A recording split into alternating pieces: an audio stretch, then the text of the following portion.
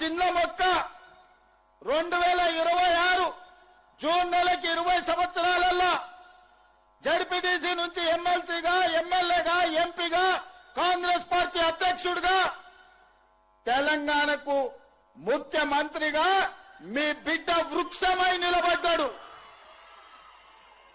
మీ బిడ్డ పాలమూరులో ఉన్న మర్రి చెట్టు ఎంతమందికి నీడనిస్తుందో ఈనాడు మీరు ఆశీర్వదించి, ఆనాడు మీరు అభిమానించి గుండెల్లో పెట్టుకొని భుజాల మీద మోసిన జడ్పీటీసీ ఈనాడు తెలంగాణ రాష్ట్రానికి ముఖ్యమంత్రి అయి మీ ముందల నిలబడ్డాడు.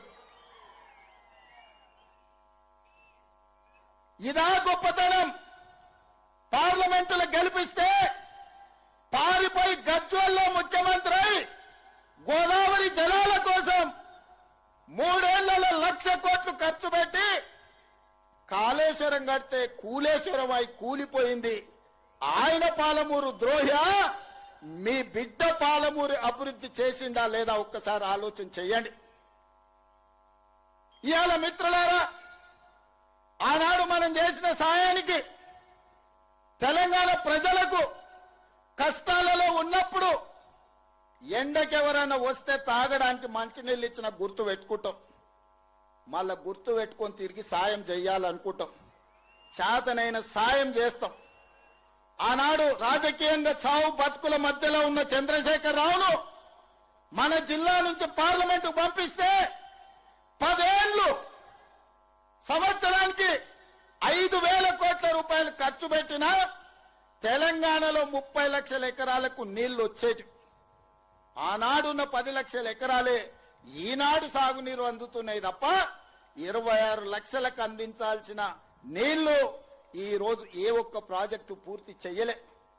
ఇవాళ అంటున్నారు మేము వస్తాం, మేము నడుస్తామని.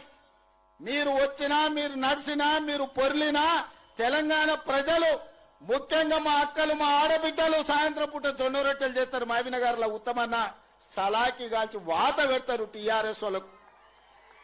ఒక ఆయన పంచగట్టుకొని నేను వైఎస్ఆర్ అని అంటాడు.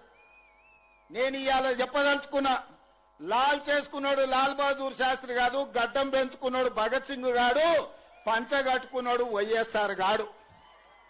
ఇట్లనే పంచగట్టుకొని ఊర్లలోకి వస్తే పంచలో తొండలిడ్చి కొడతారు మా ఉద్దండాపూర్ వాళ్ళు. రా వచ్చి ఉద్దండాపూర్లో పాదయాత్ర చేతురా. మా తండాలలో మా లంబాడి సోదరులు ఆనాడు పంచగుట్ట పోలీస్ స్టేషన్లో ఏ రైతుల్లో అయితే పెట్టిర్రో గా తండా నుంచి మీరు పాదయాత్ర మొదలు పెట్టుర్రి. మా లంబాడ సోదరులు మీ పంచలలో తొండలు ఇడవకపోతే నేను చూస్తా. 10 ఏళ్లు 8 లక్షల కోట్లు. మీడియా మిత్రులారా, కేవలం సాగునీటి ప్రాజెక్టులకు 1,81,000 కోట్ల రూపాయలు చంద్రశేఖరరావు ఖర్చు పెట్టిండు. గా ఉద్దండాపూర్ మునిగిపోయేటోళ్ళకి 800 కోట్లు ఇయ్యలే. వాళ్ళని పోలీస్ స్టేషన్లలో పెట్టి కొట్టించింది. అదే మనోడై ఉంటే, పాలమూరు బిడ్డ ఉంటే కొట్టించుండేటోడా, జైళ్లలో పెట్టించుండేటోడా? ఆడెక్కడోడో కాబట్టి, ఎవరో కాబట్టి, మన మీద అభిమానం లేక, మన మీద కక్షతోని అహంకారంతో ఇవాళ మనల్ని అందరినీ కేసులలో పెట్టిరు. పెద్దలు చెప్పారు మట్టికి పోయినా మనోడే పోవాలని, ఎట్టికి పోయినా ఇంటోడే పోవాలని. ఇవాళ మీరందరూ ఆశీర్వదించి, మీరందరూ నమ్మకంతో, విశ్వాసంతో ఆనాడు ఏ విధంగా